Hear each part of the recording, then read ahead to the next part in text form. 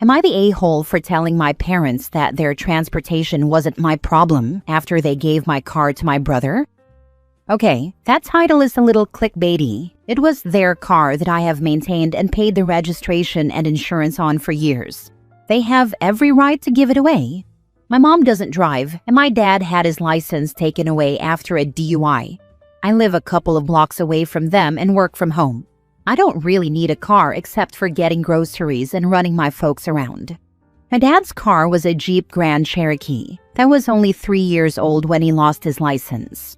It was fully paid off, so I just took over paying for insurance and registration. It was nice to have a car for errands and for running errands for my folks. And it was a much nicer car than I would have gotten for myself. My brother was over a couple of months ago, and he was pissier than usual about me getting a free car. He was hollering about how I'm the golden child and my parents give me everything. So my dad told me to give the car back so he could give it to my brother, since it would be fair because I got to use it for free for 4 years. Like I said, it's not my car, and I really don't need one. My brother lives across town, a good 45 minutes away. I live 5 minutes away. My mom called me on Friday a couple of weeks ago to remind me that she had a hearing aid appointment. I reminded her that I no longer had a car. She ended up taking a cab because my brother was at work. My dad called me to ask me to come over and talk. So I walked my dog Bruno over to see them. My dad said that I had 4 years to save up to buy my own car and wanted to know when I was going to buy one. I told him I don't need a car. I'm happy getting Walmart to deliver my groceries because I'm not like my mom and insist on inspecting every stalk of celery before it goes in my cart. Both of us live on a good bus route that takes us downtown if we need to go to the doctor or anything like that. I said I wasn't planning on buying a car. He said he hoped that I'm not expecting him to buy me a car just to run errands for them. I said I do not need a car. I work from home. My clients see me in my home. My salon is on the main floor of my house, and I have a nice basement suite for me and Bruno. I order supplies that get delivered. I order groceries that get delivered. I order stuff from Amazon that gets delivered. I don't need a car or the expense of a car. I told him to get my brother to run them around since he has a car now. My dad had the decency to look embarrassed. He said that my brother took our mom for groceries once and acted like it was a huge imposition and made her cry. So they didn't want to ask him for favors. I pointed out that they could just ask for the car back, but that was also a non-starter. I said that I would not be getting a car, but if he wants, I will split the cost of a car share membership. That way, I can take a bus to the nearest car and use it for a few hours when they need a ride. He agreed, but he thinks I should pay the whole thing. I reiterated that I do not need a car, and that if he keeps it up, I won't even split the cost with him. He thinks I'm being ungrateful and childish because I had an almost new car for free for 4 years. I just roll my eyes now. Edit. I changed a word because my father didn't use it. He just implied it. Also, I stopped paying the insurance on the car, which is still registered to my dad.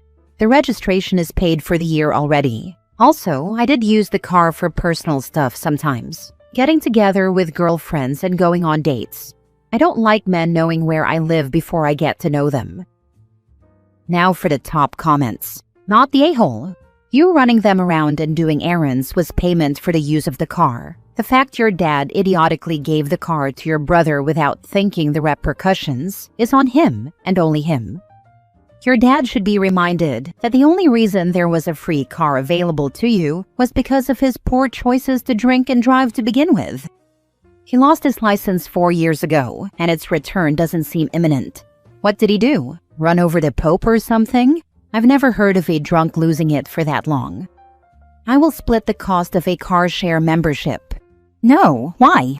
This will obligate you to run errands for them again, but this time it'll be more hassle because you'd have to bus to and from the rental place, then drive to them. Your parents don't want to bother your brother who has the car and can help them out much more efficiently, but won't help them. Instead, they'd rather you jump through hoops because you're more, I don't want to say compliant, but yeah, you're more of a doormat than your jerk brother. Heck, your dad thinks you need to cover the whole rental account. That's how much he thinks you owe him, versus your brother who doesn't have to lift a finger.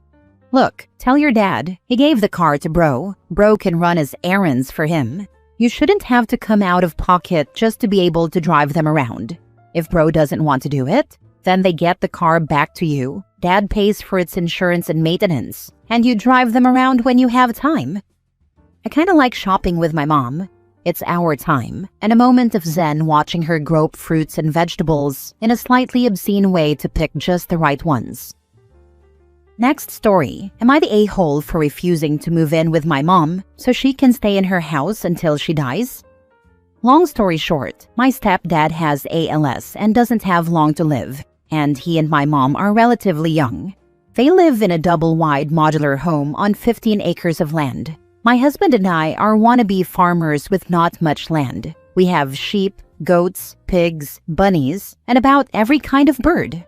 My husband and I own our own house, and it will be paid off in 5 years. We have poured our blood, sweat, and tears into everything we have, and my husband has pounded every nail into this house and our barn. The house is beautiful on the inside and was freshly remodeled a few years ago. I'm very proud of our home. It needs some TLC on the outside, however. The other night, my stepdad said, "Would you guys consider renting out your house and moving in with your mom after I pass away so she can stay in this house? This house is too much for her to take care of and maintain on her own. Since you guys will be renting out your house, you can go back."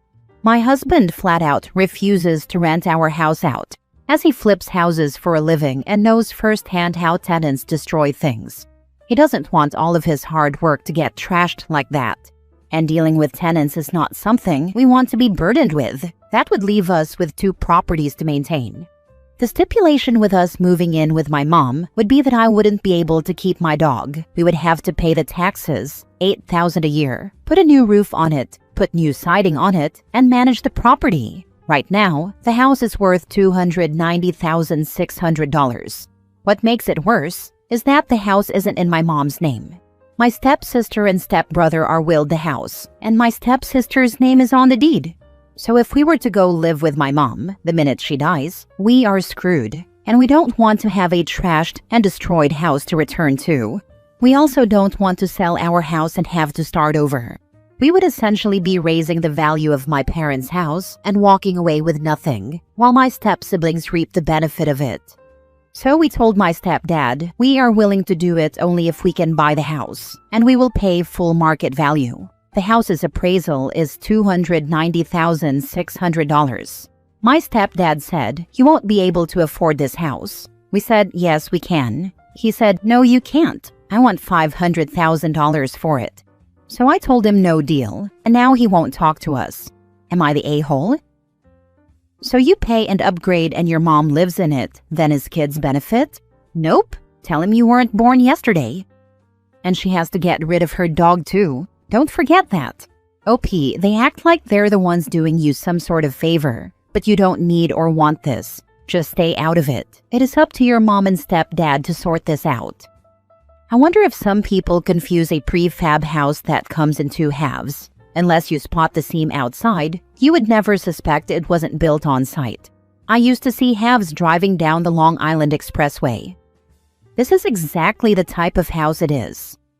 Not the a-hole. Your mother's husband is okay with you losing everything when your mother dies? What a loving man. You might want to tell them they need to sell and downsize before he dies, to make sure his wife is in a situation she can manage once he is gone.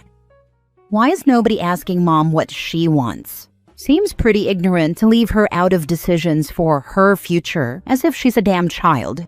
Not the a-hole for telling stepdad to pound sand on his BS offer, but you and your stepdad both suck for how you're treating your mom. Do better. I've talked to my mom about this in length, and she is very set in staying where she is, though my husband and I offered for her to move in with us or buy a house with her together if she wanted. Taking care of her isn't the issue. Losing everything we have for my step-siblings' gain is. Of course you are doing the right thing. Your stepdad is setting you up for long-term failure at the hands of his own children. Trying to gouge you on the current value of his place is a perfect example. Do not allow yourself to be guilt-tripped. Next story. Am I the a-hole for telling my husband that his sister can't live with us? So this is what's happening. We live in a small 2-bedroom apartment. It's me, my husband, and our toddler. The second bedroom? That's the baby's. There's no guest room. There's no spare mattress. Heck, the couch barely fits in our living room without it feeling like an obstacle course. Then suddenly his sister calls. Says she needs a place to stay for a while. No details. Just boom, she's on her way. She's not asking. She's telling us. Apparently, she got into it with her roommate and can't deal with the drama. Her words. I told my husband straight up no. Not because I don't care. Not because I want her homeless. But we literally don't have the space. Our kid wakes up if someone breathes too loudly near his room. I'm already running on fumes from the night feedings and the 4 a.m. cries. The last thing I need is another adult here adding to the chaos. But get this. My husband says I'm being cold. That she's family. That it's just temporary. I asked how long is temporary. He shrugs. Says a few weeks, maybe a couple of months.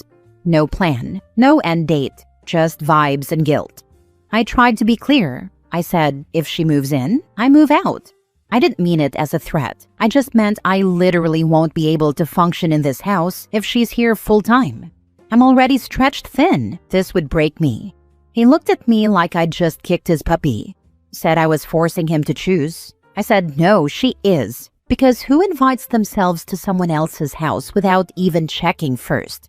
Now things are tense. He's barely talking to me. She keeps texting him saying, don't worry, I'll figure it out. But that's just the guilt bait. And honestly, I feel like the bad guy. Like I'm this evil wife keeping his poor sister out on the streets or something.